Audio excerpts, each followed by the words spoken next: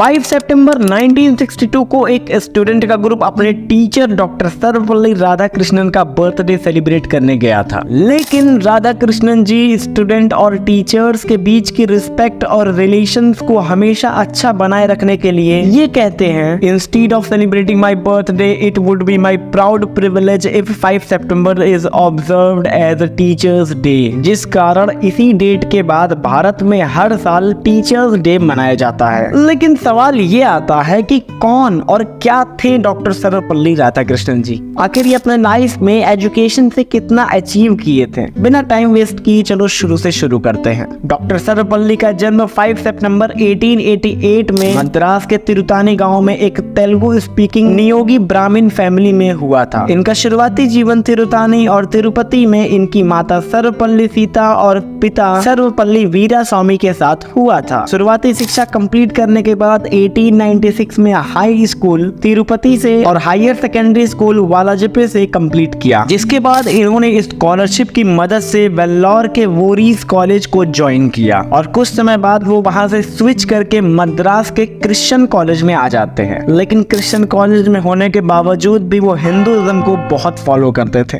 और 1906 में ही इन्होंने फिलोसफी से मास्टर्स की डिग्री प्राप्त कर ली थी। इनफैक्ट इसी समय दोस्तों ब्रिटिशर्स भारत को कैप्चर किए हुए थे और वो हिंदूज का काफी कन्वर्जन कराते थे क्रिश्चियंस में। साथ ही हिंदूज को काफी क्रिटिसाइज भी किया जाता था, जिसके खिलाफ डॉक्टर सर्वपल्ली जी टोटली खड़े थे और वो हिंदुइज्म को काफी बेहतरीन तरीके से डिफेंड भी करते हैं। लेकिन दोस्तों ये कोई रिवॉल्यूशनरी नहीं थे, कई लोगों को यहाँ पर डाउट होता है। और दोस्तों राधा कृष्णन जी स्वामी विवेकानंद को अपना गुरु मानते थे, जिसके बाद इन्होंने ethics of Vedanta and its metaphysical presupposition के नाम से एक बुक भी लिखी और ऐसी कई बुक्स लिखने के बाद साल 1909 में डॉक्टर सर्वपल्ली जी को मद्रास प्रेसिडेंसी कॉलेज का हेड डिक्लेयर कर दिया जाता है। फिर 1921 में इन्हें यूनिवर्सिटी ऑफ कलकत्ता में फिलोसफी मोरल साइंस का प्रोफेसर अपॉइंट किया जाता है और फिर 1926 में हार्वर्ड यूनिवर्सिटी में इनसे कई फॉरेनर्स आकर मिलते हैं और इन्हें फॉरेन बुलाते हैं लेक्चर देने के लिए। इसके बाद 1929 में सर्वपल्ली जी की पोस्टिंग हो जाती है इंग्लैंड के HM कॉलेज में और वो वहां से मौका भी पा जाते हैं ऑक्सफोर्ड यूनिवर्सिटी में रिलीजन कंपैरेटिव जैसे टॉपिक्स पे लेक्चर देने का। उसके बाद ये वापस इंडिया लौटते हैं और 1931 से 1936 तक